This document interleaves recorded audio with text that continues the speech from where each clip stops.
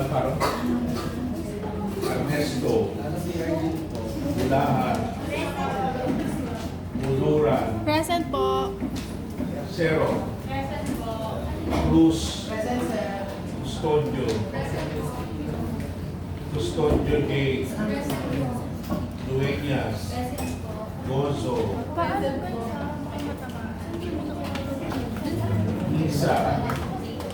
Misa, Itara, Cavales, Reyes Kathleen, Presenter, Rivera Hart, Razan Mariel, Presenter, Salvador Mark, Presenter, Miranda, Presenter, Esperas, Garcia John, Tajero, Daclexon, Moraleda, Tolentino, Garci Clena, Calipo, Ocampo Lane, Andan, Purna, Estipona, Diaz, Bayabay, Cuevas, Tisiopo, Hernandez, Ocana, Pajarito,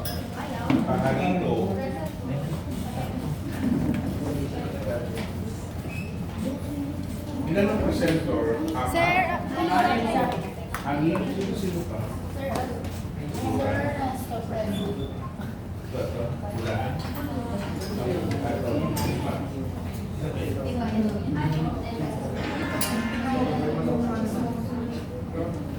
May pati na lang.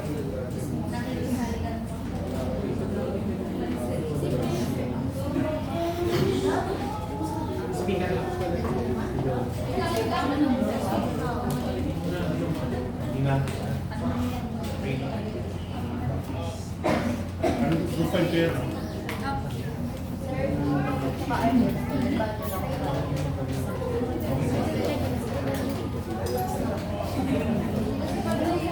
okay, to start.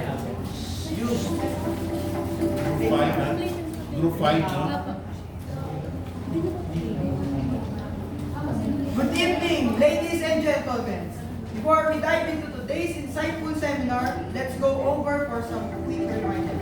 Please silence your phone and devices, engage in our Q&A session, and last, just sit back, relax, and enjoy our seminar. Once again, good evening everyone, and welcome to Sealed with care, unwrapping strategic roles of packaging, labeling, and marketing on the success of business. Get ready for an enriching journey to the intricacies of this crucial aspect. I am Mark Angelo Salvador, and I am Prince Charles Cruz, your MCs for tonight.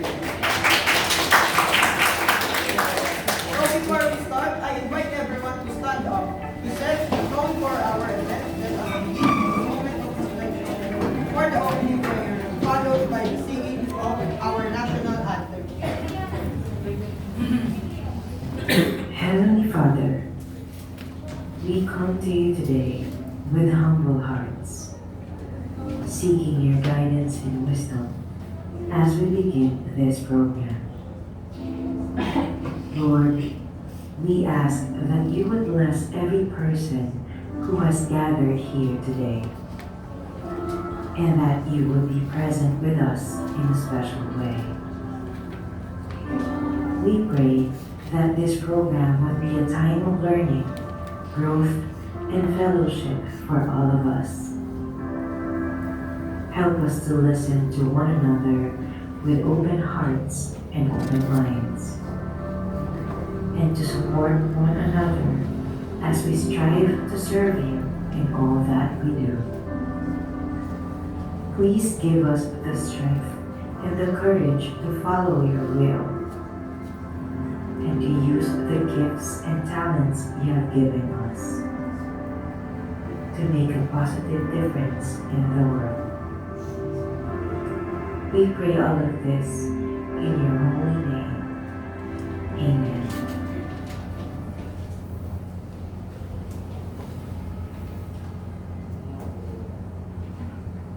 Mga kababayan, ang pambansang awit ng Pilipinas.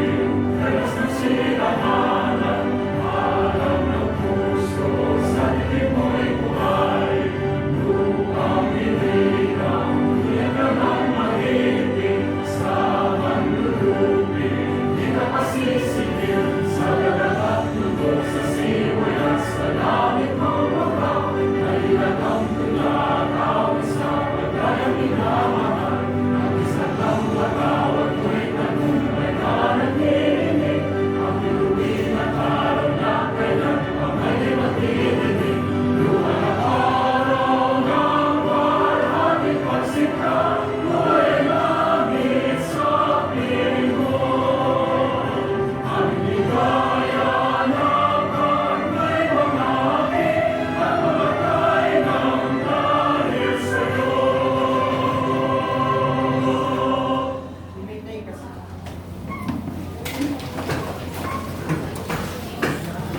So as we stand united, let's hear some warm opening remarks to set the stage for today's discussion.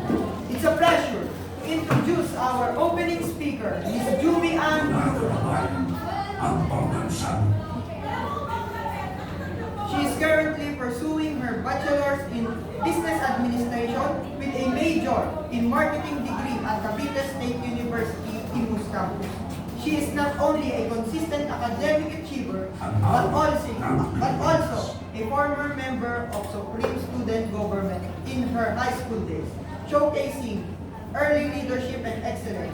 Ms. Juby is not only excelling in her academic pursuit, but also gaining invaluable hands-on experience in the business world.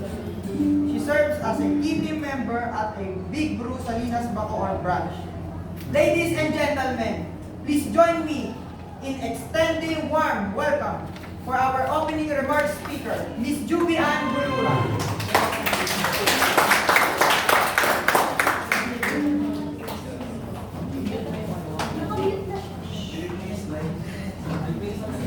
Warm welcome to each one of you as we gather here today for an insightful seminar on sealed with care and wrapping the strategic roles of packaging, labeling, and markings on the success of business.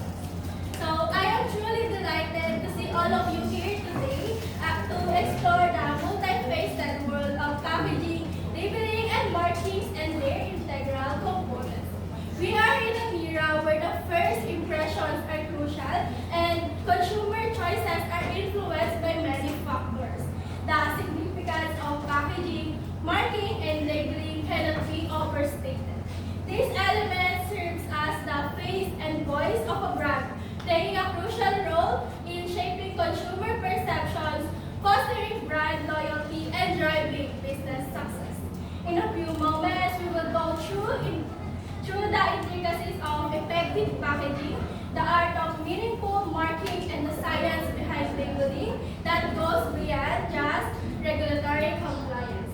Our speakers will share their valuable insights, shedding light on the latest trends, technological advancements, and sustainable practices within the packaging industry. As we embark on this educational journey, let us remain open to new ideas, engage in fruitful discussion, and foster a collaborative environment. So I encourage you to participate in the discussion and listen carefully, as this seminar promises to be a rich source of knowledge. Once again, thank you for joining us today, and I wish you a rewarding and enlightening experience throughout this seminar. And now, let the exploration of packaging, labeling, and marking begin.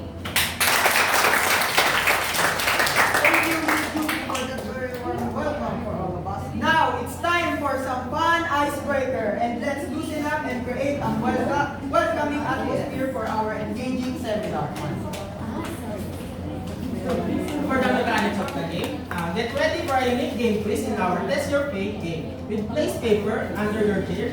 Your tape will determine your fate. If you find blue and red, you are the chosen one to answer our question. If not, sit back, relax, and enjoy. If you have a blue paper, it means you got the easy question, and red means it's a hard question. Let the game begin.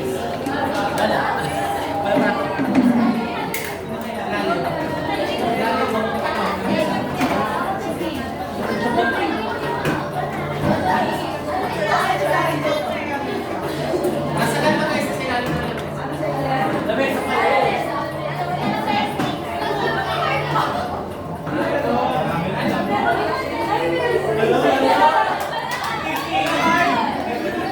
guys, yung mga nakakuha po, ayun na lang tayo.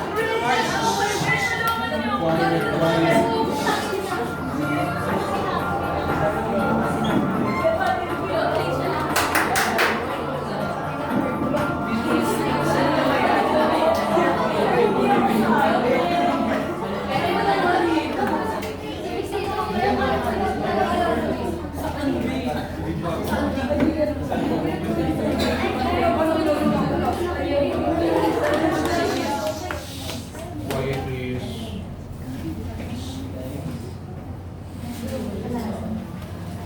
Sino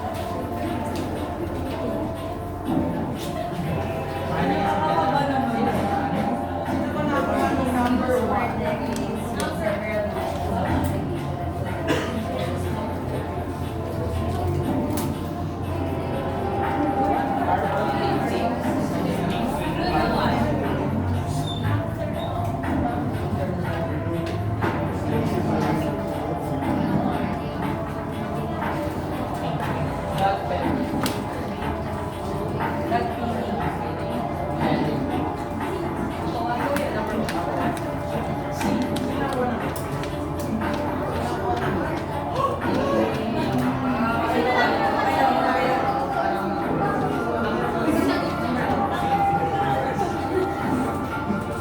And for the number 2, guys, sino po ba nakakuha ng number 2? For your question.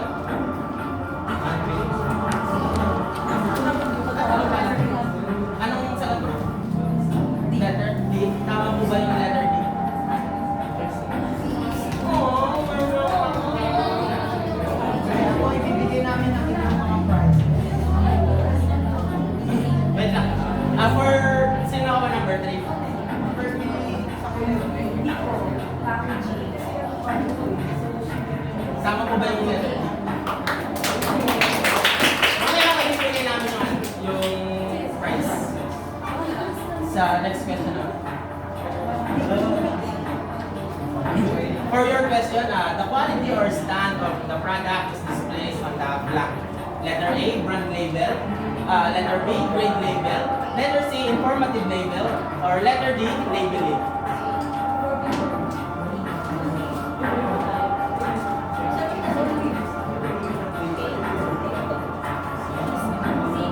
Letter C? Tama po ba yung letter C? Nice try, nice try. So, the law that holds companies accountable for the plastic packaging. Is it A? Is it B? Is it C? Or is it Letter?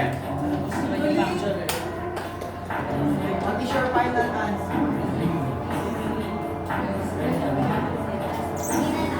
C. Big T. And for the last question, I don't know.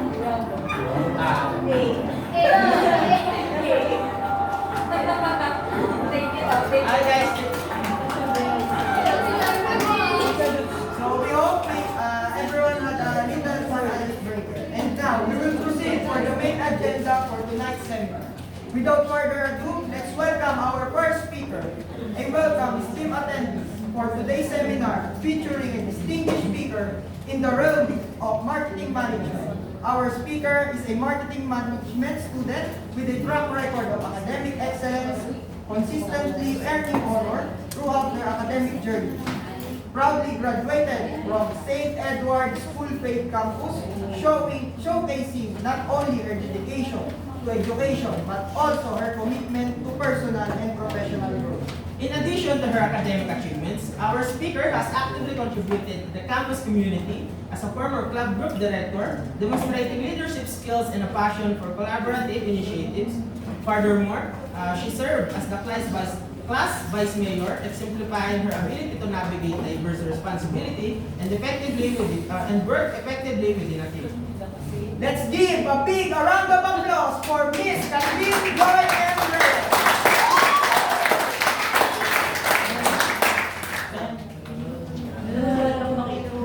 Ready ka ba, Melissa? Yes! So thank you so much for that warm introduction for our group. So good evening once again, everyone. So I am here to talk to you about packaging. So I'm assuming all, if not all of you, already have an idea about this topic, di ba? Siguro lahat naman tayo alam yung packaging. So mamaya matututunan mo kung ano yung packaging. So packaging plays a major role not only for every businesses but also for every consumer. Maybe some of you even purchase a certain product dahil lang nakita niyo yung packaging na maganda, di ba? May ganun bang factor? Yes! Even at some point in your life, there's a factor na naging factor yung packaging para sa inyong decision process. So this packaging holds a lot more value than a consumer can imagine. So, but first, let's define what is packaging. So it says here that packaging is the act of enclosing or protecting the product using a container to aid its distribution, identification, storage, promotion, and usage. So, just by its definition, diba, we could already tell or we could already say why packaging is very important from the very beginning of its life cycle process up until the last one, sa usage process niya. So, why is packaging very important if it's not the main catch? Diba? Hindi naman siya yung mismong binibili natin as a consumer, diba? So, hindi naman siya yung mismong product. So, why packaging is still important? So, packaging is an important marketing subset and an important marketing element for both the seller and the consumer. So, let's discuss first the importance for the seller. So, we have here the first one, distribution.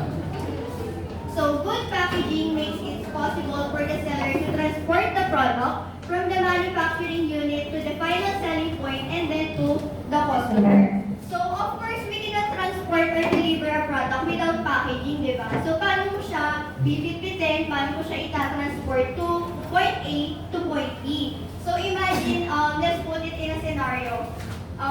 Kunyari, bumili kayo ng dozen of eggs. So, isang dosena or let's say 2 dosena ito.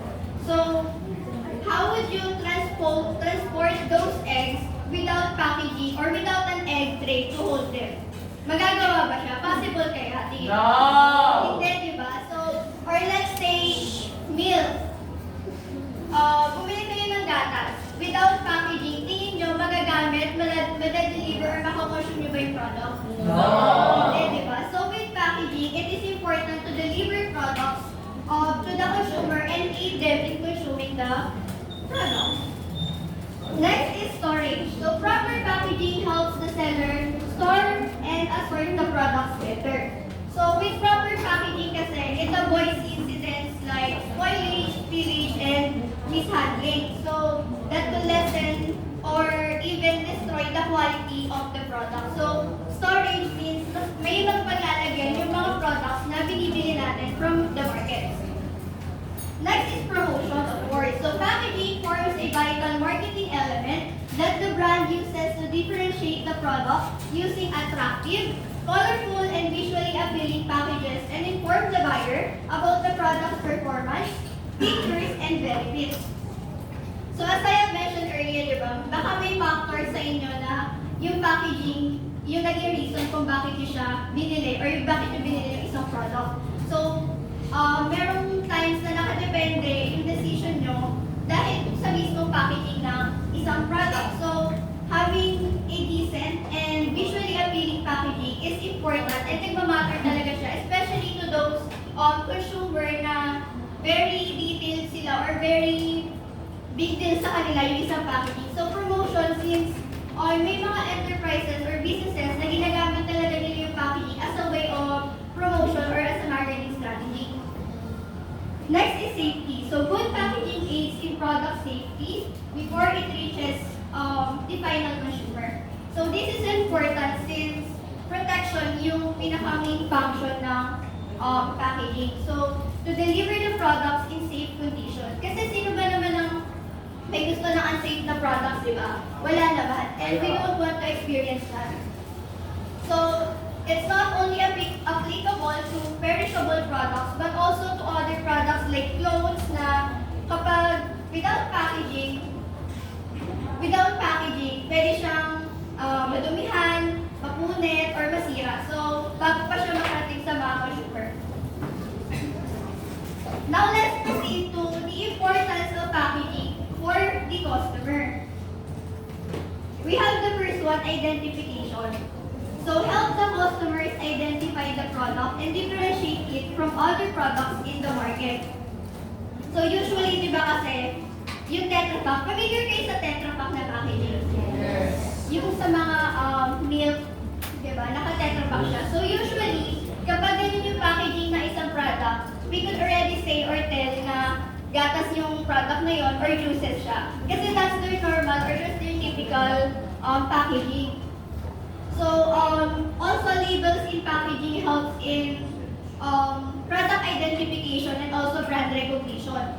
So, yung mga sa identification, syempre, na-differentiate natin yung mga products kasi alam ka namang isa-isa pa natin buksan yung mga packaging para lang malaman natin kung ano yung product na nasa loob. So, with packaging and labels indicated on it, na-identify or na-differentiate natin yung mga products kung anong saan silang category na tungkol.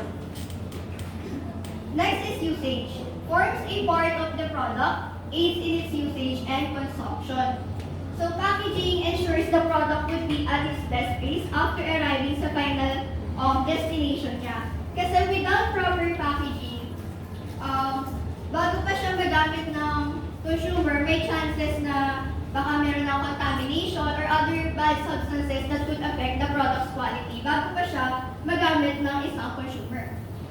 Next is safety, somehow connected to it then. Protects the consumer from the dangers that the product comes with. So, hindi lang safety for the seller kanina, but also for the consumer. So, there are products na may chemicals, di ba? So, these chemicals can be very dangerous sa consumer if not placed in the proper packaging. So, may chances ng spillage and mishandling, and we don't want that to happen kasi those chemicals can cause irritation and baka maging maka-apekto rin siya sa brand image ng isang enterprise. Next slide, please. So now let's proceed to the functions of packaging. So we have here the first one, contains the product. So packaging makes sure that the product is contained as and when required. So products need to be contained either during transportation, storage, and even up until the process of consumption. So this first one is parang siya yung pinaka-basic function ng packaging since siya yung mismong naghahawak sa mga products na binibili natin. Next is protects the product. Packaging protects the product and its quality features, utility, etc. from being damaged or contaminated during transportation, storage, and consumption. So, to protect the product and safety, kanina pa siya nababanggit since, as mentioned kanina, protection nga is one of the main function ng isang packaging. So, especially mahaba or matagal yung proseso ng pinagdadaanan ng mga produkto bago siya ma-deliver to the market, ma-store into market, and even bago pa siya mabili ng mga consumer. So, importante na maprotektahan yung mga product para once na gagamitin na siya ng consumer, great quality pa rin siya. Next is aids product handling and usage. So, proper packaging aids product handling and makes it easy to transport, ship, and even use the product. So, with packaging kasi, di ba, mas nahahawakan natin ng ayos yung mga produkto. So imagine nyo yung mga product na binibili nyo without packaging. Tingin nyo ba mahahawakan nyo siya ng ayos? No. Hindi, di ba? So it aids handling and usage. Next is differentiate the product and makes it stand out. Packaging makes it easier for the customer to identify and differentiate it from other products. So katulad ng nabanggit ko kanina, mas nakikilala natin ang isang product dahil sa packaging niya. Tama? Yes. So dahil doon, nadi-differentiate natin yung mga product and nakikita natin kung anong packaging yung nag-i-stand out from one another. Next slide. So next is forms a part of a product marketing strategy. So packaging also acts as the final touch point that helps in product promotion and sale. So packaging is an important marketing tool. Kagaya nito na nabanggit ko kanina, enterprises uses packaging as their marketing strategy as well. So, di ba if there is an attractive packaging, may chances ng promotional appeal. Kasi na-attract yung mga customer. And because of this promotional appeal, meron chances or possibility na mas bilhin siya ng customer. So, nagkakaroon sila ng sales. Next is provides customer convenience. So, packaging is also a convenience tool that makes it convenient for the customer to carry, transport, and use the product. So, somehow similar to AIDS product handling and usage. Provides customer convenience since kapag pinuhat ng isang consumer ang isang produkto, hindi siya kailangan mag-worry kung mabibitbit niya ba ng ayos, mapapanatili ba yung quality ng product, or even hindi ba mag-worry yung consumer na madadala niya ba yung product na yun from point A to point B. So it provides customer convenience. Next is acts as a communication medium. Packaging along with labeling helps communicate the brand identity, brand message, and product and company information to the customer. So acts as a communication medium. So packaging speaks for itself, including the labels indicated on it. So and this communication medium helps the buyer na bilhin at mas bilhin ng bilhin pa yung product na yun. So, alam niyo yung may mga packaging na may taglines, di ba? Or phrases na naka-include sa packaging nila. So, because of that, mas nakakaakit sila ng customer na bilhin yung product nila. Next is adds to the aesthetic value. So, packaging can make a simple product look attractive, or a unique product look ordinary. So, and it's true, especially nowadays, di ba, na parang very big deal yung packaging ng isang product. Yes! So, it is an important aesthetic touch point that could make or break a sale. So, lalo na, merong mga customer na may chances na sila na mismo yung nakakapag-promote ng isang product. Paano? By simply taking a picture and posting it online. Di ba may mga ganong chances na kapag, Starbucks, kapag natutuwa sila or naaakit sila sa packaging, may chances na pinapost nila yun online. And because of that, nagkakaroon ng promotion. So sila na mismo yung nakakapag-promote ng product sa mismong business. Yes! Next. Now let's proceed to the types of packaging. So we have here three. The first one is primary packaging. So primary packaging, also referred to as consumer packaging, is in direct contact with the product and is intended for the customer to identify, gain product knowledge, and to aid product consumption. So basically, this primary packaging, it emphasizes both utility and appearance. So kumbaga, siya yung mismong direct packaging na yung product, siya yung mismong primary layer. So, like plastic pouches or kaya mga boxes na kalimitan natin nakikita as a primary packaging. So, the main purpose of this primary packaging is to basically protect the product.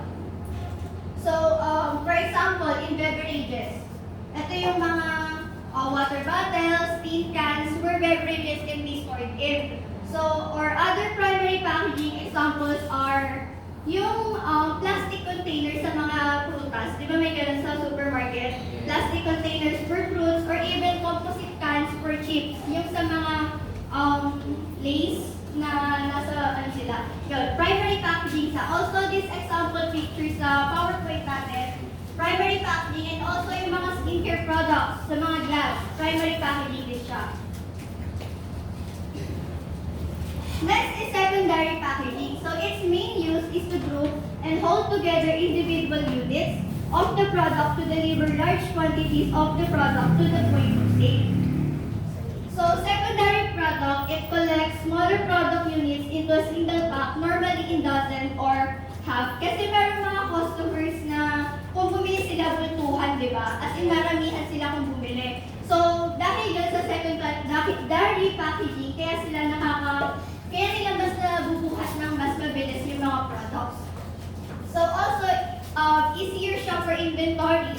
Kasi nga, nakagroup na siya. So, mas madali nilang malalaman yung mga number of products na natitira pa sila or ilan pa yung, what do you call this? Ilan pa yung mga products na need pa nilang bilhin for supplies nila. Wait lang po. So, another example is the plastic ring. Yung plastic ring for mga drinks, secondary packaging siya, and also yung mga cardboard boxes na maraming divider, secondary packaging din siya. So what makes secondary packaging different from primary packaging? So in secondary packaging, imagine kapag inalis nyo siya, would it affect the product's quality?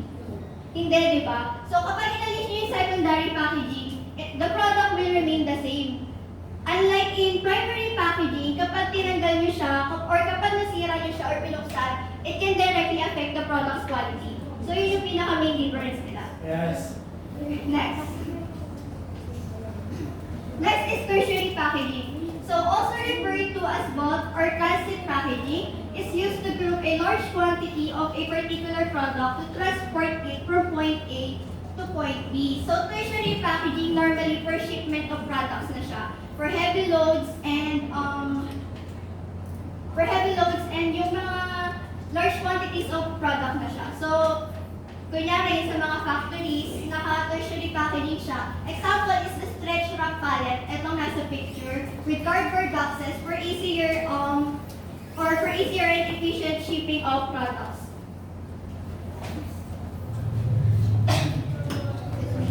So now let's proceed to the common packaging used in products. So we have here the first one, the rigid plastic packaging. So this type of packaging is made from polyethylene, terephthalate plastic, or high-density polyethylene HDPE plastic. So ito mga rigid plastic packaging, commonly used siya sa mga bottles of shampoo, lotion, or mga conditioner. Yan, mga rigid plastic packaging siya. So, normally, products in liquid form, kalimitan, rigid plastic packaging yung ginagamit nila. So, in rigid plastic packaging, it enables recycling process. So, merong recycle process sa kanya kasi kalimitan, for example, in season like Christmas, anong napapansin nyo? Di ba meron mga water bottles na ginagawa nilang Christmas lantern? So, nagkakaroon ng recycling process in rigid plastic packaging. Next is paper. So paper packaging is a great alternative for plastic packaging. And very in demand na rin siya ngayon. Especially in fast food chains, di ba, naka-paper bags na rin sila instead of plastic. Or sa mga mall outlets and even sa groceries, hindi na sila kalimitan gumagamit ng plastic. Naka-paper bags na rin sila. Next is paperboard. So paperboard is thicker and steadier than paper packaging. So, at some point, similar siya with paper, but paperboard is more of like thin cartons. Yung mga in cases like boxes of cereals, gano'n. O kaya yung mga take-out food packaging. Ayun siya, paperboard siya with under yung category. So, this paperboard will also vary in thickness kasi yung Tetra Pak ng milks, paperboard siya magpo-fall under. So, depende kung ano yung naman ng products, kaya it may vary in thickness. Next is cardboard or fiberboard. So, they are the most common material used to ship products to retailers and consumers. So, it is normally used as a secondary packaging. Ito yung mga boxes used para mag-deliver and mag-ship na ng products. Yung mga malalaking box. So, cardboard or fiberboard yung tawag sa kanila. So, but there are also other chances na ginagamit din siya as a primary packaging. In what cases, for example, vacuums, mga HD TVs, cardboard or fiberboard yung gamit nila as a primary packaging. Next slide. Next is aluminum. So for aluminum foil to aluminum cans, aluminum is also a very popular packaging material used for primary packaging. So aluminum packaging naman, normally ito yung mga cans, containers, or aluminum food packaging. Ito yung mga, for example, in Coca-Cola, yung mga cans nila, or sa mga canned goods, ito, aluminum siya. Also, yung mga packaging ng disinfectant, yung mga Baygon, ayun, aluminum din siya. Next is glass. So with a move for companies to be more eco-friendly, glass is gradually making a comeback because it is fully recyclable and can be reused an endless number of times. So even though plastic packaging and paper packaging is very popular, so there is still a wide variety of products na gumagamit ng glass packaging. So ito yung mga glass containers na nakikita natin, like sa personal care products, di ba? Glass containers yung gamit nila. Also sa mga sauce and sa perfumes, very popular ang glass packaging. So this type of packaging, as mentioned na, it is eco-friendly since it is also fully recyclable and can be reused multiple times. Lalo na kapag sa mga Pilipino, di ba, kapag naubos na yung laman ng packaging, inuulit siyang gamitin, lalo na eco-friendly yung mga glass. Next is flexible plastic packaging. So somehow similar lang siya to plastic packaging kanina sa rigid plastic packaging. Ang difference lang is with the flexible plastic packaging, mas manipis siya compared to other plastic packaging. For example, sa plastic ng toilet papers, di ba, meron? And sa mga plastic ng breads, ganon. Flexible plastic packaging siya. Yan, plastic packaging siya. Also yung sa mga grocery stores, di ba? Meron mga naka-plastic na fruits and vegetables. So, flexible plastic packaging yung tawag doon. Next slide.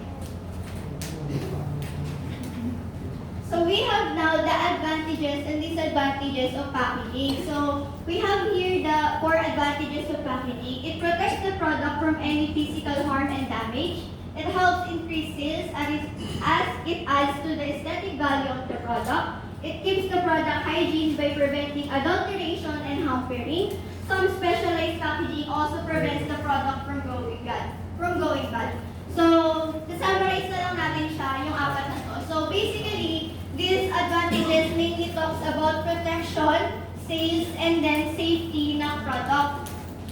So, it ensures that each product delivered, consumed, and even stored na mga consumers are in good shape and condition. So, there are no possible chances or hints of contamination or any substances that could badly affect the product's quality or the consumer or even the brand image. So also with these advantages are also disadvantages of packaging. So we have here the first one, can be deceptive and may trick the customer. So nasabi ko kanina na yung packaging pwede siyang marketing strategy ng mga enterprises. So dito siya magpo-fall under. So ito yung ginagawa nilang part ng promotion yung packaging. So ito yung mga flowery words or yung mga pictures na ini-include nila sa packaging. So ito yung mga chances ng expectation versus reality, di ba? So may chance na yung ina-expect natin, yung picture na nasa product is not the reality na nakukuha natin yung product kapag binuksan na natin yung packaging. So, that's why it can be deceptive and may trick the customer.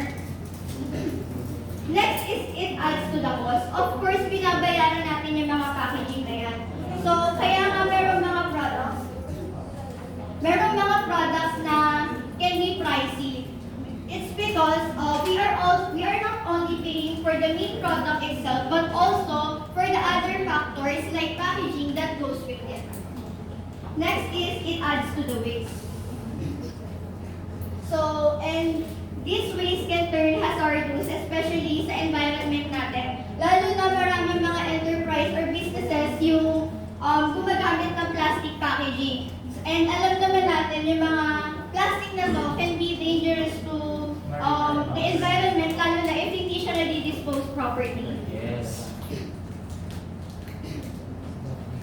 Now, we have here the factors to consider when choosing a packaging material. So, we have the size, shape, and design. So, it is important to use standard sizes and shape for product packaging for easier storage, production, and transportation ng product. So, itong mga size, shape, and design kasi ng packaging, nagbamarka siya sa mga isip ng mga consumer natin, di ba? Also, the colors and patterns can be remarkable to them. So, for example, this is the Coca-Cola. Yes. Yung Coca-Cola body shape na bottle nila, di ba? Very popular siya to consumer, and also their bright red color, di ba? Alam natin na agad na bright red, pwede siyang Coca-Cola. So, nagmamarka siya. So, it is really important na i-consider natin yung size, shape, and design ng magiging packaging natin. Next is the durability. So, no matter how appealing or innovative the materials and design may be, your packaging is only effective if it protects the product against damage in transit. So, we don't want our products to be damaged, di ba? Bago pa siya makarating sa atin. So, or even sa storage life niya pa lang, kapag hindi pa siya nabibili, hindi naman natin gugustuhin na mag-aapektuhan ng kagad yung product's quality. So, it is important to invest in good quality packaging that keeps the product safe throughout its supply chain. Next is pricing and cost savings. So, consider the benefits of different materials to see which one really helps you save. So, certain packaging materials can be quite expensive, diba? So, especially now that we are promoting a more environmentally friendly packaging. So, can be expensive siya. So, it is important to choose which type of packaging will suit your products the best, and in a way that it will serve its purpose, but at the same time, be worthy for its price. Next is eco-friendly and legally compliant. So, you also have to check if your packaging or even your supplier of materials are following necessary regulations. So, also eco-friendly materials, since the government are pushing to have a more ecologically sound packaging materials. Last is the always widely available. So, hindi lang kasi yung mismong product natin yung may possible na maubos o ma-out of stock. So, also yung mga packaging natin. So, that's why meron mga businesses, di ba, na meron na talaga silang supplier ng packaging para hindi sila nahihirapan na maghanap ng mga manufacturers that would meet their demands. Now for the regulatory compliance. We have here just 3, pero marami pa siyang may possible. So I'm just going to give 3 regulatory compliance na we could use for packaging. So we have here the Food and Drug Administration, or FDA. I think everyone naman is familiar with the FDA. So the FDA regulates materials intended to come into direct contact with food. The primary focus is ensuring that packaging doesn't contaminate the food with harmful substances. So, ang kalimitan nilang tinitignan dito are yung mga food contact substance or the indirect food additives na kung saan nagkakaroon siya ng contact with the food or with the product but is not intended to have a technical effect. For example, in the process of packaging or holding or even in the process pa lang na paggawa ng product, meron chances na magkaroon ng mga substances na makaapekto sa quality na magiging product natin. For example, adhesives, di ba? Sa process pa lang or sa packaging, even components of coatings and then yung mga paper components. So, chinecheck siya ng FDA, and if may mga substances na pwedeng makaapekto sa pagkain or sa other products under their organization.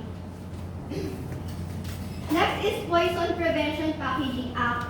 So this act requires specific household substances to be packaged in a child-resistant packaging to protect children from serious personal injury or illness resulting from handling, using, or ingesting such substances. So,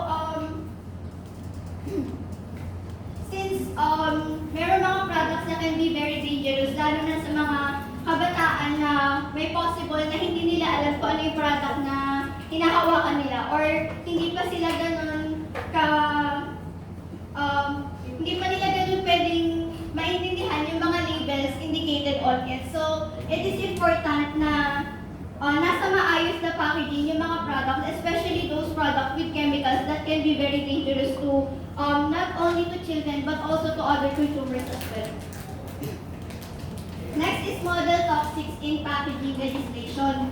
So, ito naman, mainly talks about the legislation aims to reduce the toxicity of packaging to protect the environment and human health. It targets harmful heavy metals such as lead, cadmium, mercury, and hexavalent chromium, ensuring that they aren't present in packaging, thereby preventing these toxins from entering the environment during the composition of recycling. Kaya nga, diba, they are promoting a more eco-friendly packaging materials na hindi makaka-harm sa environment natin, but also hindi makaka-harm sa kalusugan ng bawat consumer na gagamit ng product nila. Next. Now we have here the EPR law, or the Extended Producer's Responsibility, or also known as the EPR Act of 2022. So it was introduced July 23, 2022, just last year. So the law states that all obligated enterprises or businesses should establish or create their own EPR program or EPR plan. So, within 6 months ng legislation ng EPR Act na to. So, this means businesses were officially held accountable starting January 2023 onwards. So, last year, accountable na sila. So, ano tong EPR Act na to? So, it is a new piece of legislation that shifts the responsibility of plastic waste onto local businesses. Extended producer responsibility is a regulatory system that requires producers, the brands, and other enterprises to be responsible for the waste their products generate.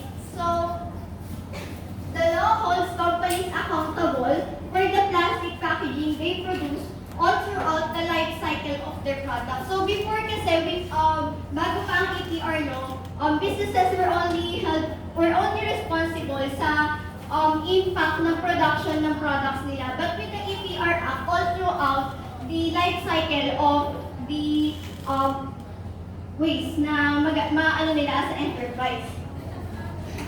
So which businesses are affected? So it applies to large enterprises with assets of over 100 million. So yung mga SMEs or the small, medium, and size enterprises with assets between 3 million to 100 million, they're not totally obligated or hindi pa sila totally nasali with this EPR Act. But the government ay hardly encouraging them to create their own EPR program suitable para sa business nila since maliliit na business pa lang sila. So, next slide po. Which type of plastics yung included sa EPR Act na to? So we have here the rigid plastics, kagaya na discuss kanina. Ito yung mga containers of beverages na ginagamit natin. Flexible plastics, yung mga sachets or single or multi-layer plastics. Plastic bags, yung mga polymer bags. And then polystyrene, yung mga foam packaging, mga styrofoam, hindi na rin siya pwede. So these are just two of some of the practices na pwede nilang i-include sa EPR program or EPR plan nila. So, the introducing recovery scheme, this can be in the form of buying back material, waste from consumers, and then establishing a recycling system. This can also include composting, thermal treatment, and other waste diversion. So, sa introducing recovery scheme, any recovery scheme siya that could result in high collection and recycling rates of plastic waste. So this can be very effective since consumer na mismo yung magbabalik ng mga waste na na-generate nila from the business. So, one example of this is yung mga vendo machine. I don't know if you guys are familiar with it. Yung mga vendo machine na, for example, meron kang collection ng mga plastic bottles. So, with that vendo machine, kapag nilagay mo siya doon, in return, makakakuha ka ng coins. So, one example siya ng recovery scheme. So, next is establishing a recycling system. So, they would create a recycling program that would divert waste from landfills. So, in this case, they can measure the product materials that they are responsible for. So, next is for reducing recovery schemes sa H&M. Familiar kayo with the brand? Yes! Hindi siya totally for plastic packaging, but also another example of recovery scheme. So with the H&M, ang ginagawa nila, they are collecting old clothes, either in any brand or in any condition. So in return naman, kapag binalik mo sa kanila yung old clothes, they will give you at 10 or 15% discount kapag bumalik ka sa brand nila. So anong ginagawa nila dun sa mga old clothes na nakukuha nila? They recycle those clothes. Kumbaga, yung mga ibang products, binibenta nila or ginagawa nila as another product. So, nare-recycle yung mga clothes na hindi na nagagamit. So, that's one example of recovery scheme.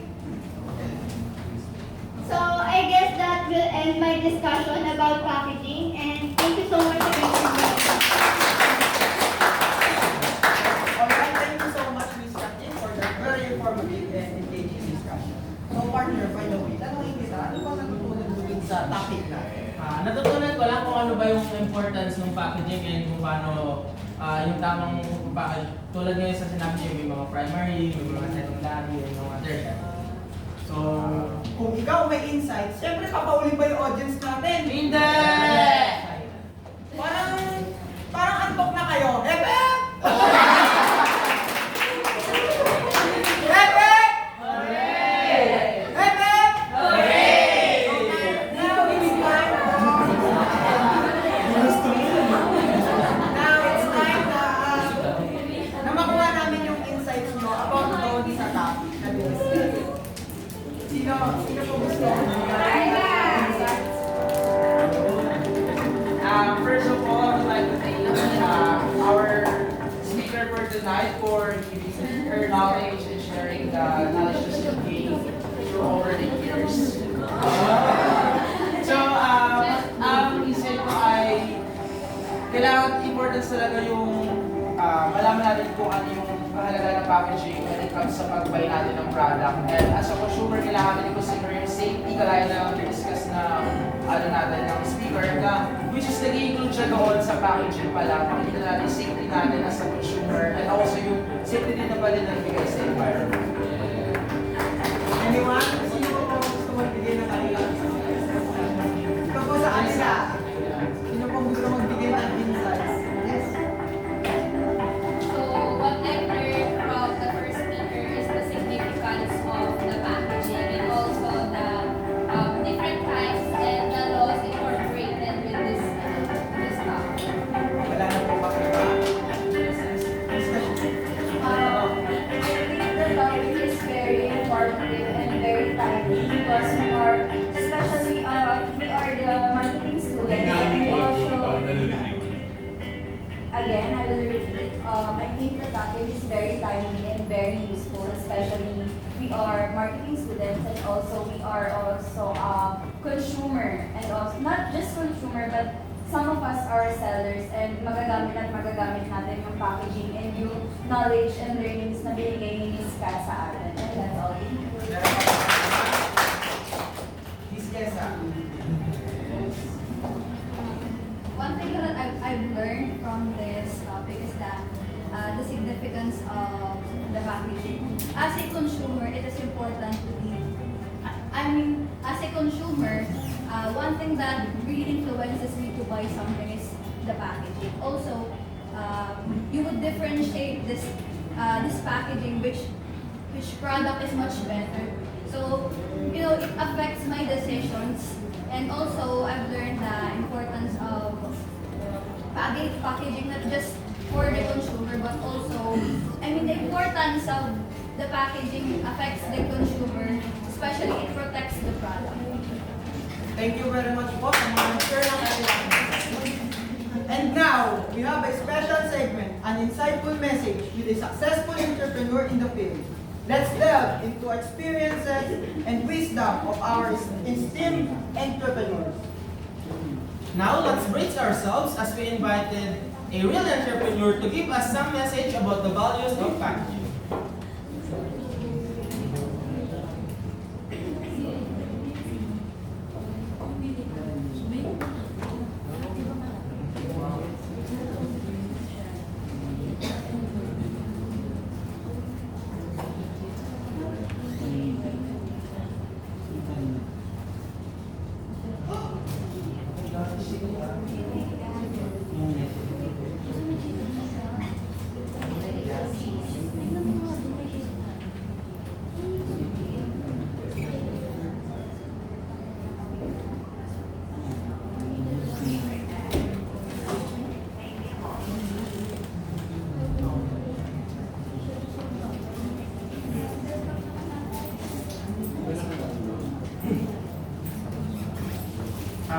Okay guys, medyo may technical difficulties lang po. Mag-proceed na lang po muna tayo sa may second speaker.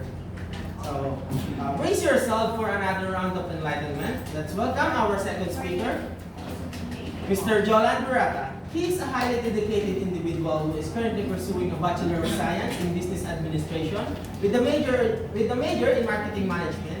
He possesses an exceptional academic record as a consistent honor student and proudly graduated from Philippine Christian University.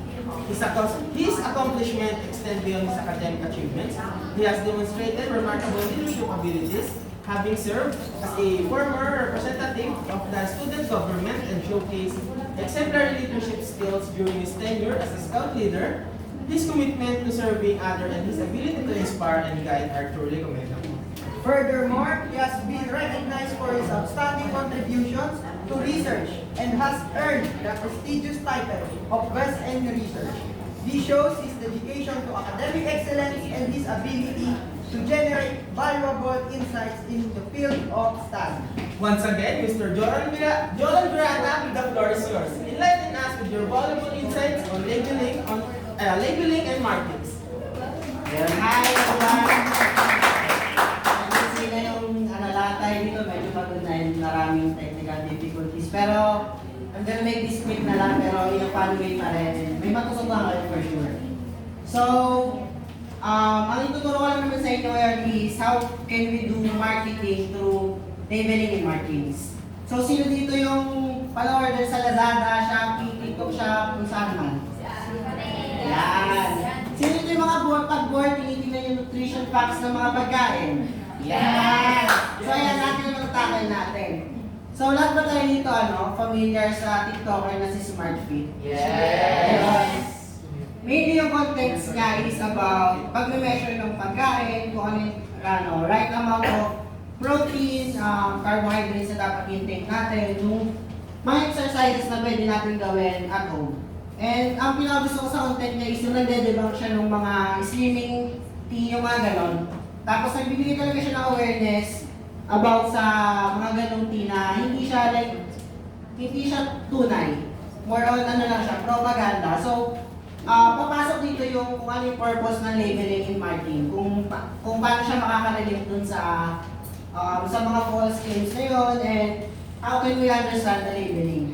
So ayun nga, nabanggit ko kanina, yung labeling is yung pag binabasa natin, binabasa yung nutrition facts.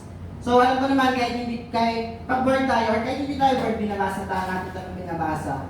Just because curious tayo sa intakes natin, or wala lang tayong nagawa, gano'n, pero we don't really understand it.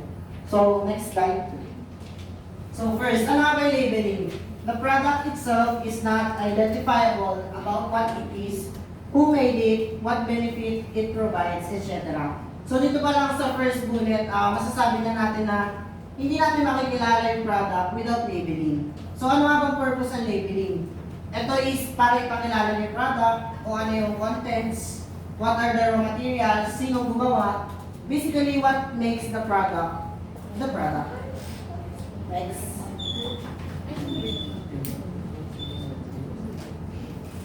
Ayan.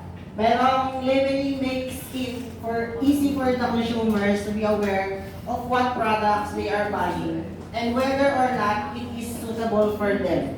So dito yung labeling sobrang importante niya.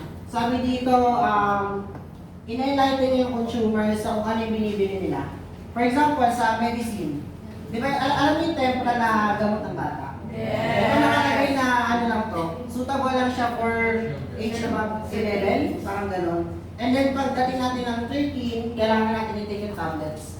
So yung type of labeling na yun, very important siya. Kasi nalalaman natin kung effective pa ba sa ating product, safe pa ba siya sa atin, ano ba yung mga contents na nandun, yun. So next slide. Ayan, there is always a label on the product. It is important to know that the law states that a label should always have a certain specification stated on it, irrespective of how the sellers want it to be. So sabi dito, lahat ng products kailangan may label. Regardless kung gusto ng producer, kung may design, rate lang, pero dapat nandun yung certain specification na hinahanap. Lahat ng contents, lahat ng directions for use, expiry dates, gano'n. Next slide. Ayan. Ano yung objectives of labeling? Meron tayong 5. Makes the product recognizable, differentiate products or brand from competitors, provide convenience to consumers, makes product more attractive and desirable, and fulfill the legal process. So tingin niyo bakit importante yung labeling? Anyone? So ayun, importante yung labeling kasi, ayun, inaalaw niyo tayo sa mga, binibigyan niyo tayo ng knowledge about sa products na tinitik natin. Whether kung allergic, pwede ba tayo magkaroon ng allergies dito, safe pa ba ito para sa atin, ano ba yung right way para gamitin itong product na to. And itong objectives, yung objectives is more on long-term goal ng labeling. Pero na-provide na rin yung present na na objectives ng labeling. Pero more on yung makikilala ka, madi-differentiate yung brand mo sa other brands. Next one. Ayan, label contents. Ano yung mga kailangan na naman ng label? Una is product manufacturer, place of manufacturer, ingredients, and ayun na ulit, directions on how to use the product, precise date on which the products were made, and the expiry date. So yun, yung label contents, kailangan, meron siya laman yan.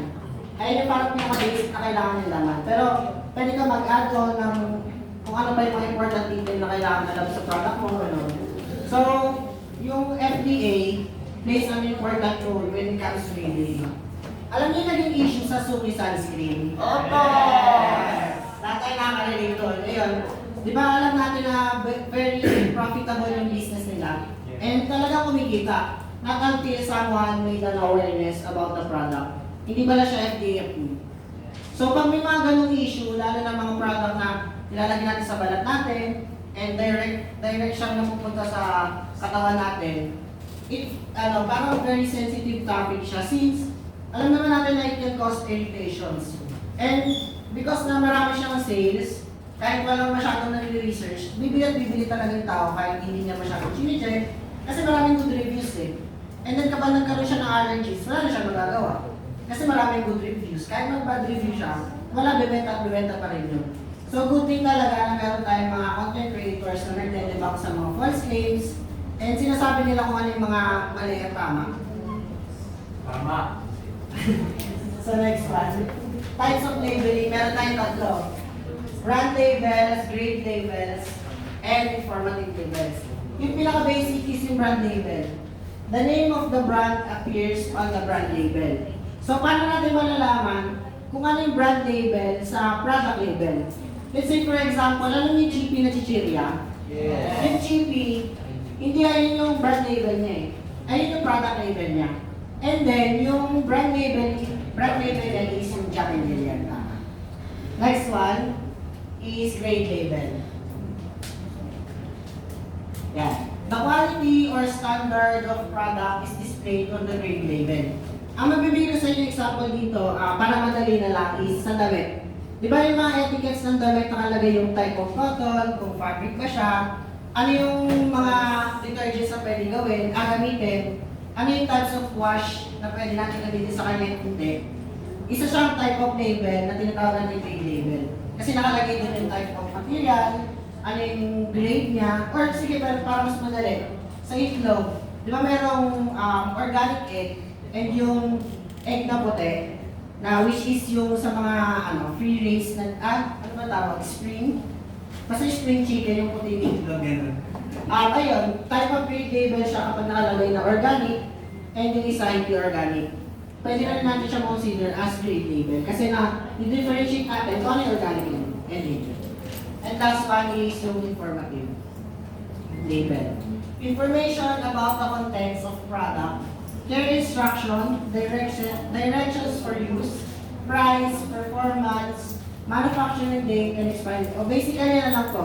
Lahat ng information about the product. Lahat ng kailangan natin malaman, ayun nga, again, paano i-consume, kailan expiry date, kailan ginawa, sino yung manufacturer, and ayun, lahat ng kailangan natin malaman. Kahit hindi naman natin siya binabasa, very important siya. Yan, next one. Ayan, function. Ito, don't get confused sa function, yung pinakaiba ng function and objectives. Sa function, more on present, functional labeling. While dun sa objective, ayun yung goal ng labeling. So, para makikita natin natin pareho lang, di ba? Product identification, product information, helps in grading, next month. Ayan. Legal fulfillment, aids in marketing, consumer protection. So, siya yung function, kasi siya yung present na ginagawa ng labeling.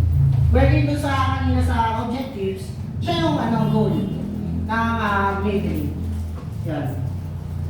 Alas pareho lang siya ng na ginagawa, pero mas detailed to kasi ito yung present Hindi naman natin pwedeng ibahin. Kailangan maayos na siya kung ano siya, and sinusunod siya. Yan. Next one. Ayan, components of product label. Sayang wala yung image. Pero basically yung components of, alam niyo yung sticker ng Coke mismo, yung nakapalibot. Ayun, components label yung tawag doon. Consist siya ng 6, which is yung, nice mo. Ayan, thank you. Brand information, legal description, product information, next.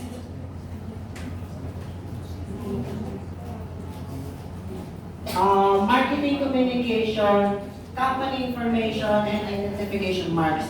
Huwag na natin pakomplikahin. About lang to sa overall company, nutrition facts, expiry date, again, and kung kailan ginawa, logo ng company, and yung marketing communication, napaka-importante niyan when it comes to marketing. Sige, magbigay ako ng example. Alam niyo yung sasakit ng Cornetto? Di ba na yung meron siyang pick-up line? Yes! One way of marketing communication nila yun. Yun. So, di ba, we can see sa labeling, sobrang importante niya. Even with, sa paggamit ng super glue, di ba parang simple-simple lang, pero kompleto sa labeling kung paano siya gamitin, ano yung gagawin mo kapag yung napatakal ka sa balat, di ba mainit? And parang hirap nilang tanggalin. Nakalagay doon kung ano yung gagawin mo kapag naglalagay ka sa balat. Like, quickly rinse it with warm water, lalagay mo ng coil yung mga ganun. Yan, sobrang importante ng labeling. Kahit hindi natin siya masyado nakapansin. Next one. Ayan, tapos na tayo sa labeling. Namamaos na. Markings. Markings. So, sa markings, halos same lang siya ng labeling. Pero, malaki. Halos same, pero malaking pinagkaiba. Alam ko, most of us, hindi naman, di ba award tayo lahat sa Lazada, Shopee, Amazon, TikTok. Yung markings, makikita natin siya usually sa packages, sa parcels, yung dumadating sa atin. So, ano nga ba yung markings? Markings means a descriptive name, identification number, instructions, cautions, weight, specification, yung UN marks or combination of thereof. So ito yung makikita natin sa mga parcels natin. Regardless kung big or yung small parcels lang na single order. Diba, kapag order tayo, kapag babasagin yung order natin nakalagay fragile, kapag chemical yung nilagay yung order natin nakalagay hazardous or flammable. So yun yung type of markings. Since diba nagkaka-idea na tayo kung ano yung markings, resin tayo. Ayan. Importance of markings. Consumers are informed and guided that the products they are buying are good of quality, reliable, and safe for use. So hindi lang siya importante sa consumers. Importante siya sa logistics, sa business, dun sa mga sa customs, kasi bakit? Na-inform sila kung ano yung dapat gawin sa package na dumadating sa kanila. For example, sa bayan-bayan tax, nakalagay, kunyari ayan, keep dry. Yung baso, fragile. Yung arrow, dapat pag yung tayo ng box. So with that, nagkakaroon sila ng idea paano i-handle ng maayos, kung sino kanina i-deliver, ano ba? Kung saan yung port of destination na sunod-sunod na pupuntahan, kasi hindi naman yan from ibang bansa, like target sa bahay mo, di ba? May destinations yan, syempre. Yan. Next. Common product marking methods. Meron tayong tatlo. Patulang ulit. Ink marking, laser etching, and dot pinning. So, go. Ink marking, yung pinaka-basic. Usually nakikita natin ito sa papers, plastics, basta anything na hindi kayang mag-handle ng too much heat. So, bakit? For example, sa damit or sa battery. Diba sa damit, meron yung makakati sa likod na ginugupit natin. So, bakit siya in-ink mark lang sa tela? Kasi syempre, hindi naman kaya ng tela mag-generate ng too much, mag-handle ng too much heat. Kasi syempre, masusunog.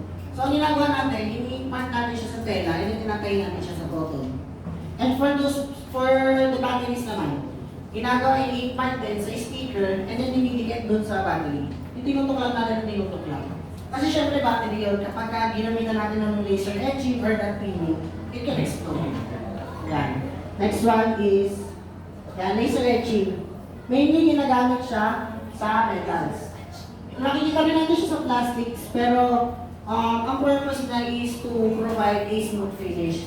For example, sa watch. Hindi naman natin siya pwedeng magpita ng ink marking kasi sticker na nakalagay natin. Kasi ang watch, since nasa wrist siya, prone siya sa sweat. So, pag ink marking ginamit natin, wala pang 1 year, fade away na yung marking di ba? So, with laser etching, pang-matagalan siya, hindi siya nag-fade, and may smooth finish siya. Next one. Ayan, pin marking and dot pinning. Ginagamit ko sa mga kapal na metal or rigid plastics. Ang mamimili ko example sa inyo is yung mga oxygen tanks, engines. So, bakit? Ang isa ko naiisip na reason bakit siya ginagamit sa mga makakapal na metal is because syempre metals nag-rust yan over time. So kapag dot pinning or pin marking yung ginamit nating marking, kahit mag-rust yan tapos mawala yung pintura, kapag pininturahan mo ulit hindi naman mawala yung marking kasi naka-engrave siya So hindi siya pa ulit-ulit na since nag-rust na to, pinturahan natin, mamarka na naman natin. Hindi siya paulit-ulit na gano'n, lalo na kapag yung product is something na pangmatagalan, like engines. Di ba yung engines, malalaki siya, sa 15-25 years natin ginagamit. At pag nakalagay na siya sa machinery, hindi naman yan fully makikita natin mostly taas lang. So anong purpose ng pin marking doon? With professional mechanics, kapag ginapalang nila yun, alam na nila yung types of tool na gagamitin, ano yung mga tornilyo na ka-size nun, kung ano yung type of engine, yung mga ganun. Next. Ayan. Yung kanina, wag kayo malito about siya sa product. Sa product mismo na marking. Kasi yung sa package, about siya sa mga cargo boxes, balikbayan, or yung container na malalaki, yung tinadala ng mga cargo. Yun, doon siya makikita. Kasi yung kanina na product marking, ano lang siya certain na siya sa product. Kanya may isang pirasong coke. Product marking siya doon. isang pirasong chichirya, yun. Pero kapag package marking, kunyari, isang dosen ng Coke, tapos naka-box, ayun naman. So anong nakalagay dyan? Correct and complete markings of packages helps prevent incorrect handlings, accident, incorrect delivery, losses of weight, very important, and volume, and customs fine. Next. So ano yung requirement natin kapag nagpa-package marking tayo? Una-una, dapat naka-English, dapat black yung sulat, must be displayed on a background of sharply contrasting color, must be obscured by labels or attachment, and must be located away from any other marking. So basically, dapat English kasi bakit? Ito yung universal language natin, di ba? Hindi naman pwedeng galing Pilipinas, papadala natin sa Amerika nakatagalog. Well, hindi naman pwedeng galing China, papadala sa atin naka-Mandarin. Hindi natin maintindihan. With English, may universal language na halos lahat ng country, tinitake na to as second language nila. Lahat tayo maintindihan. And, ayun, sharply contrasting color. Siyempre, hindi naman pwedeng white yung box mo tapos gray yung marking mo. Siyempre, hindi natin mapapansin yun. Eh, yung marking sobrang importante na when it comes to handling. Ayan, must be located away from any other marking. Kasi bakit? Baka na-confuse yung nag-handle na magkakadugtong, ano na yung susunod niya. Kailangan ba sabay-sabay ito? Kailangan ba iba-iba ito? Ganun. Next. 3 parts of complete mark. Mabilis ba? Okay na.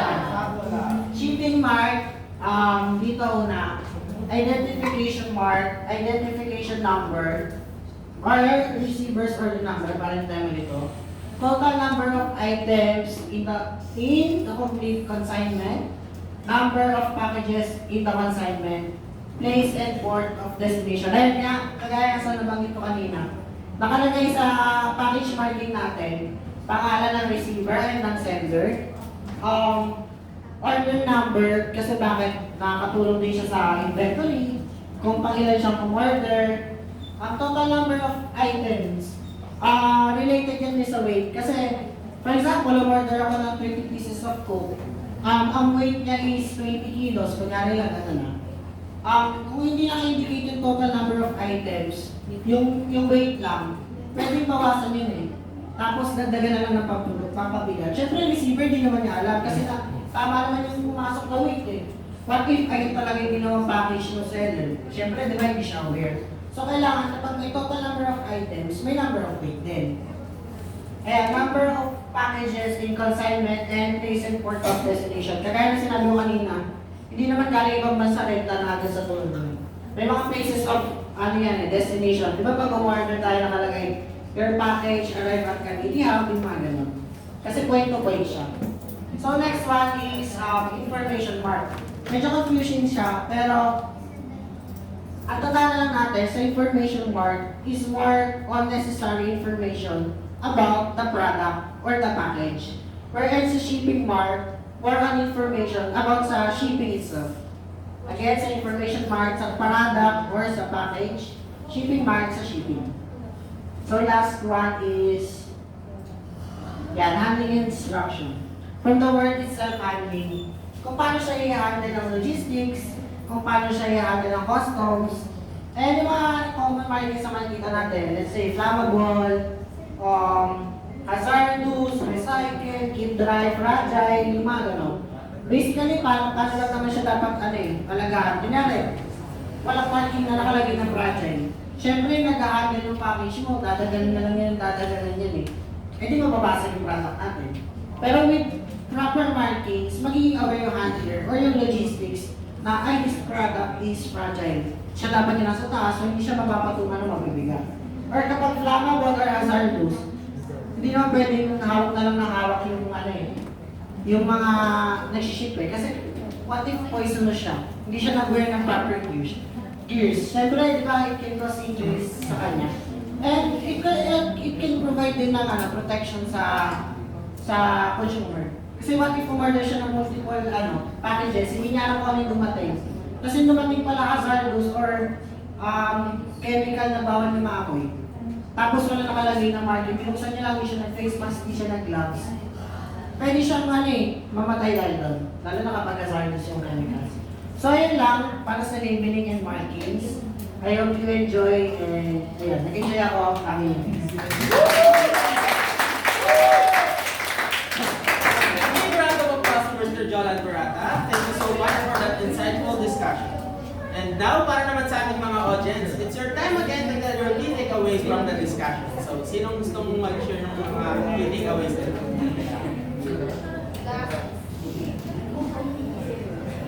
Dito may gustong mag-share ng key takeaways ka. Miss Reyna? Yes. So it is very essential and a big impact to the consumers yung labeling and marking. So nakikita doon yung mga nutrition facts, yung kung kailan may expired. Kasi dapat as a consumer, dapat natin tingnan yung gano'n kasi baka siya may mga masamang epekto sa atin, kung paano yung gagamitin, mga gano'ng bagay. So dapat hindi natin sa binabaliwala.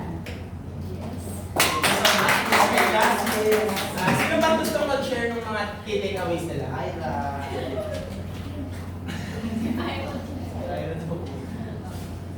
Jerome. May request si Miss Ray. Si Mr. Jerome daw.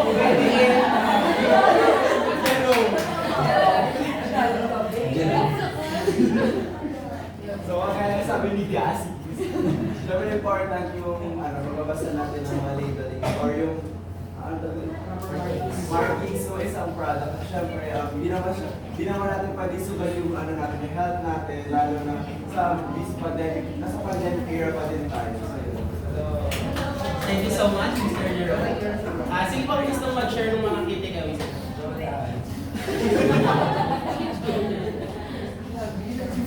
Meron daw gusto i-share si Miss Jesseline. One thing that I've learned is that labeling provides a vital information about that specific product. So it includes such as ingredients, usage instructions, and manufacturing procedure. As a customer, it is important that the labeling has a clear and accurate information sa labeling because it can enhance my trust on that specific brand. Also, in terms of the markings, it includes the bad symbols. Also, I've learned that some businesses track their inventory from the supply chain. So also with markings, it provides different symbols, and from that it is really informative to me as a customer because I can know na what ilang beses lang siya pwede gamitin, like yung disposable information, paano mo siya di-dispose, like product. Thank you, Miss Jesseline. Thank you so much to those of you who shared their learnings. Talaga namang madami silang natutunan and I hope na magamit niya yan sa future. Now, prepare your question. Let's open the floor for a collective Q&A session with both of our esteemed speakers. Anyone who have a question for our speakers? Pwede niya silang tanongin about dun sa mga diniscuss nila kanina. May gusto po kayong malinaw, Anyone, guys? anyone who wants to ask question about the topic?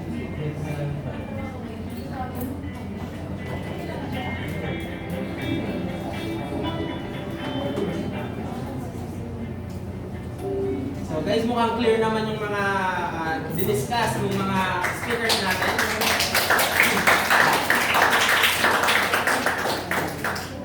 Once again, let's brace ourselves as we invited a real entrepreneur to give us some message about the values of packaging.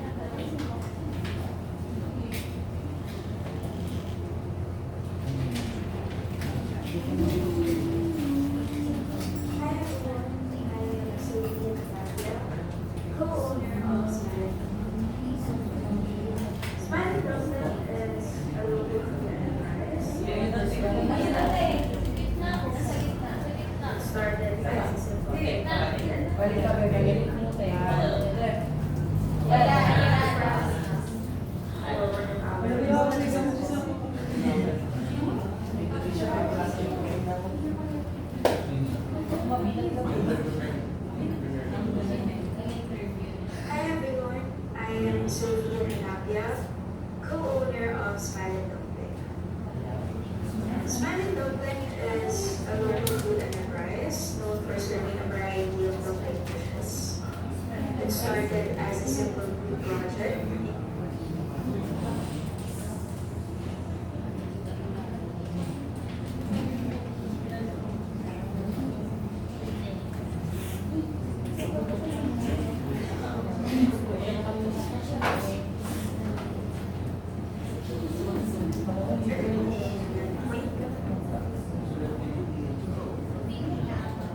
Hi everyone, I am Sophie Anadia, co-owner of Smiley Dumpling.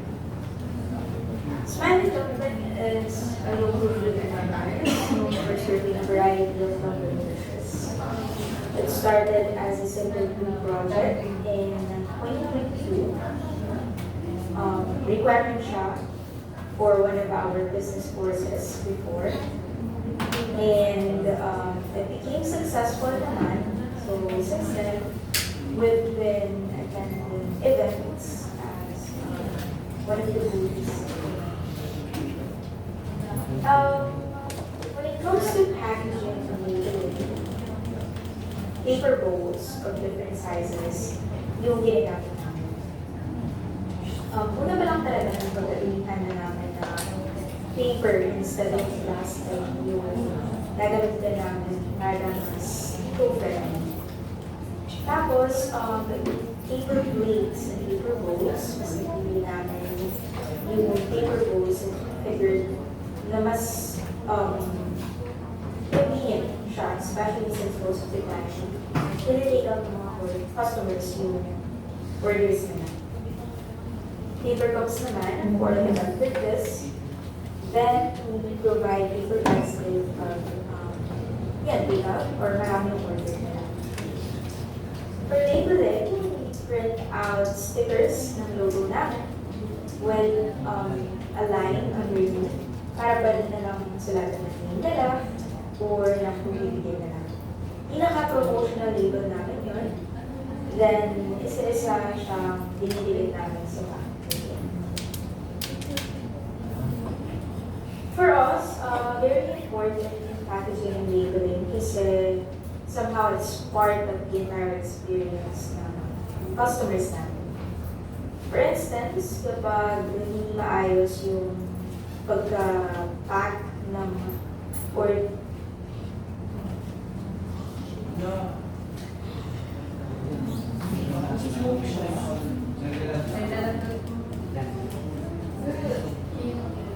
this moment, for example, as a customer, parang may experience siya dun sa business kasi it costs inconvenience. Also sa labeling, yung logo or sticker, kasi yun yung magiging pinaka-visual identifier ng brand. Believe it or not, it helps the brand get more attention and make a strong impression on its target customers. So pag nag-take out ng isang customer product mo, be it food or not, nadadalaan kung may po-promote nila yun sa ibang lugar through the label. Kasi yung nakikita ng iba, kasi mga magazine nila. So, dun pa lang, we're realize how important a business's packaging and labeling are. So, before I end, short message or advice to Google. Though I don't know if I'm qualified enough to give advice since I am just a starting entrepreneur myself. But maybe for those who think sa business nila, pero pangangailangan ng tao, I just want to tell them na iba yung nangyari sa pwede pangarap. Starting up a business is definitely not the cakewalk. So, yeah, you can start little by little, create your business plan, ask help, and just try. Hindi naman siya agad successful, but along the way, you'll definitely learn and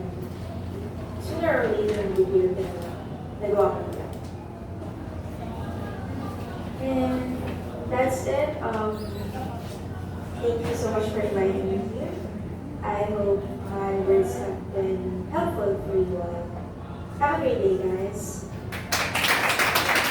So, thank you so much, Ms. Sophia, for that message. So, by the way, again, siya po ay co-founder ng Smiling Duck. So, I am sure that everyone was able to learn something about the importance of packaging. And I hope you can use this in the future.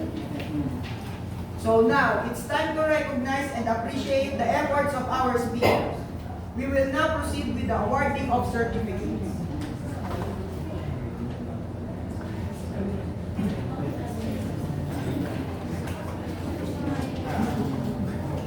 This certificate of appreciation is given to Mr. Jolan Berata for participating in this insightful seminar. Thank you so much, Mr. Jolan Berata, for participating in the seminar entitled Sealed with Care, Unwrapping the Strategic Roles of Packaging, Labeling, and Marketing for the Success of Business. At the Cavite State University, Imus Campus on January 16, 2024. We appreciate your participation as a speaker at Siemens College to the seminar. Thank you for sharing your expertise and insights.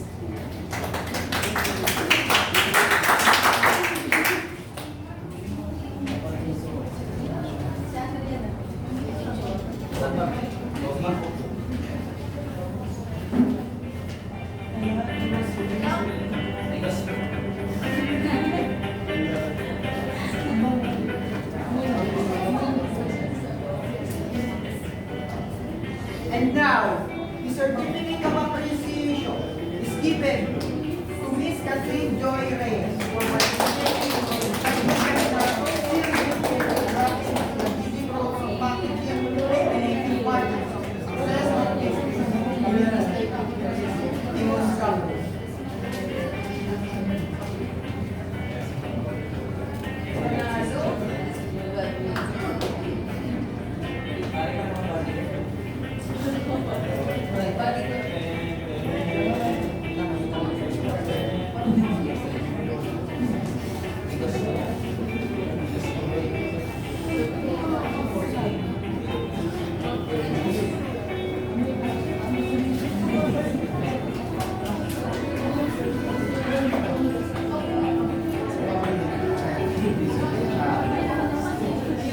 This certificate of appreciation is given to Miss Juby and Biboloran for participating in this insightful seminar.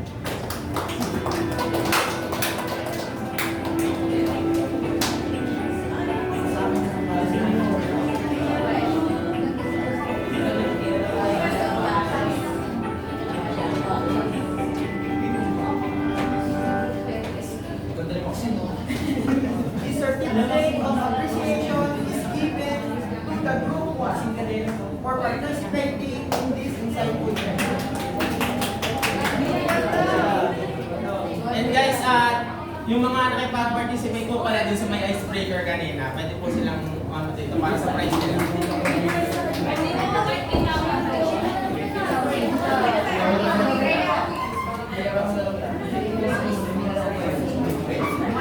Guys, yung mga nag-participate po muna sa icebreaker kanina.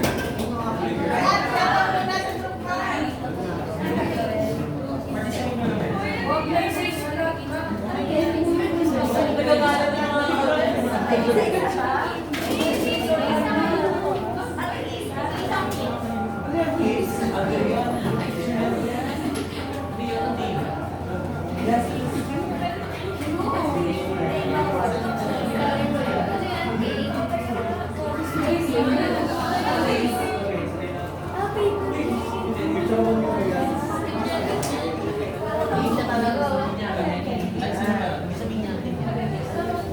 Okay na?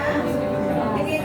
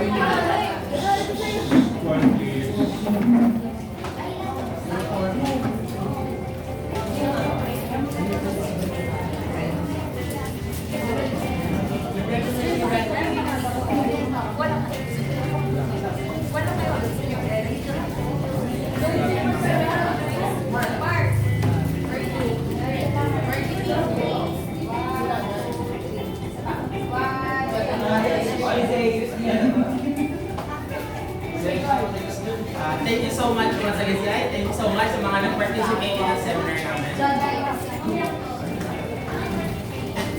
As we come to the end of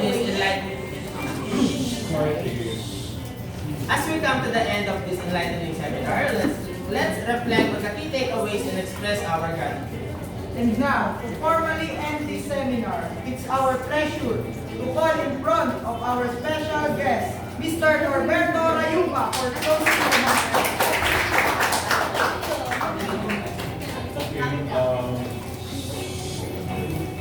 Bear with me. I cannot still, stand prolonged standing because of my payment and so on. First and foremost, thank you, Group 5, right? Please, let's give them a big warm.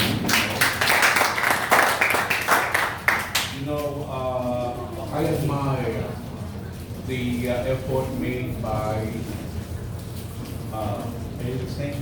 the effort made by Group 5, and it seems to me that you have really prepared because every inch and details of the participation, except for the unexpected technical problems that gets into the scene, I can say that you're organized, especially the way, the style of the two hosts who made this possible to understand clearly what is supposed to be done as far as packaging, labeling, and markings are concerned. The substance of the report is, I would say, it's done. I will go to make a comparative analysis of the topic itself that was presented tonight compared to the other two. Compared to the other section for the same topic. Yours is complete package.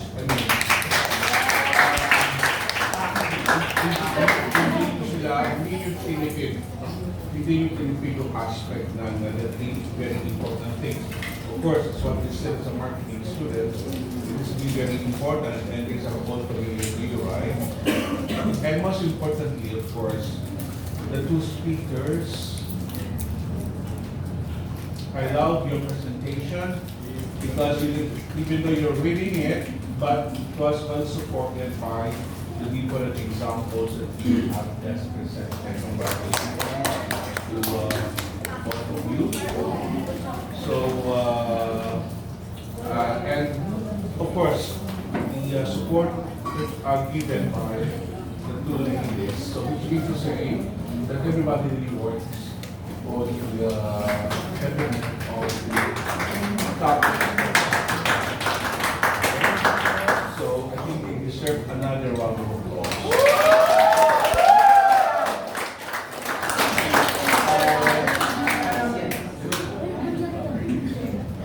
We have one more group, right? Yes. That will come in place next meeting. Now we have another, I think after next week, we have one more meeting, one meeting before the final exam. One more.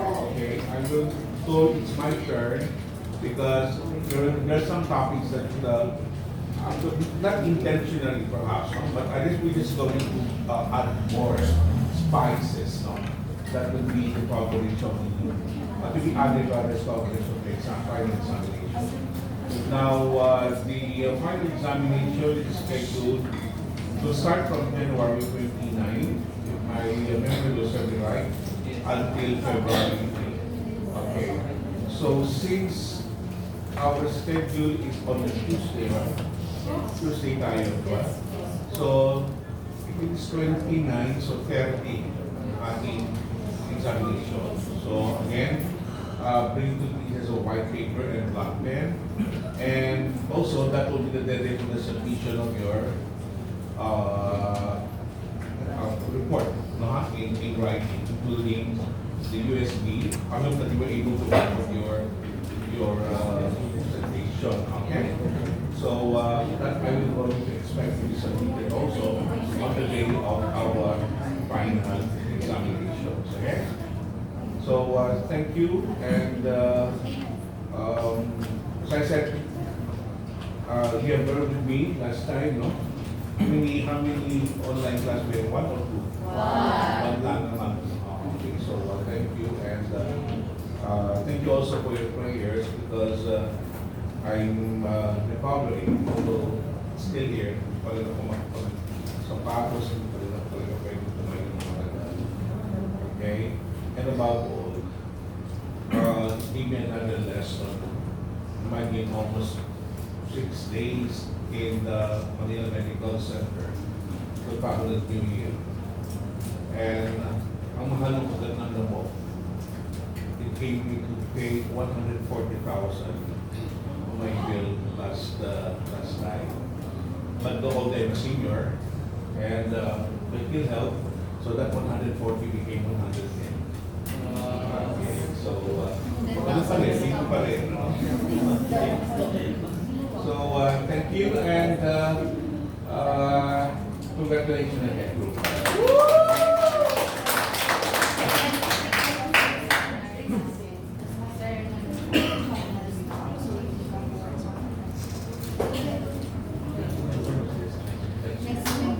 Next week is 23. Okay. Wait, you know what next one? We'll see. Thank you so much, Dr. Ayupa. To show our gratitude, we would like to present you a certificate of appreciation. This certificate is presented to Dr. Roberto V. Ayupa for participating in this seminar entitled Seal with Care, Unwrapping the Strategic Roles of Packaging, Labeling and Marketing to the Success of the Business, January 16, 2022. Your participation as a special guest speaker is highly appreciated.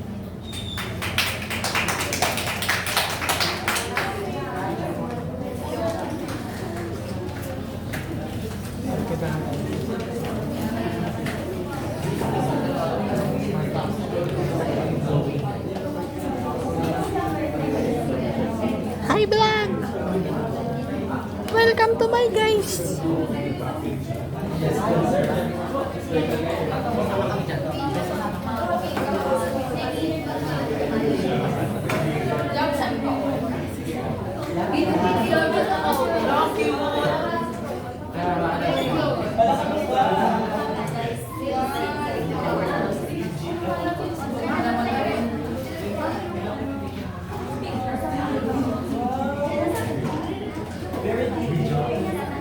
One, two, three, smile. 1, 2, 3, smile. Smile.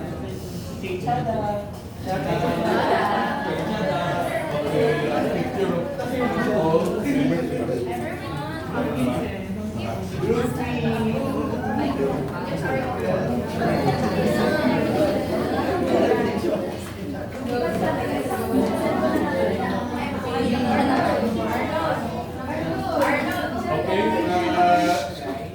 picture of all the members of the class. Yes,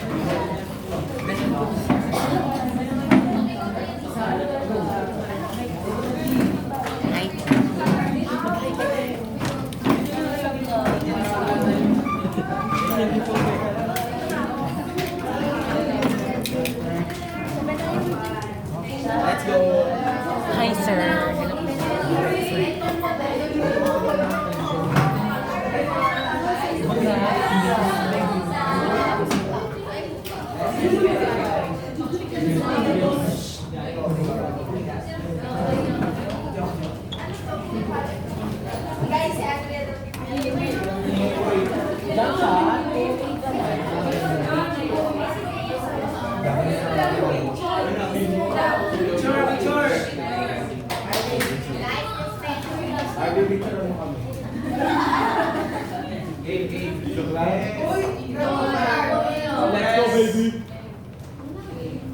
Ayan, very good. 1, 2, 3, smile. 1, 2, 3, smile. Pwede ba ng 0.5? 1, 2, 3, smile. Smile. Ben, sumama ka, Ben. 1, 2, 3, smile. Yan.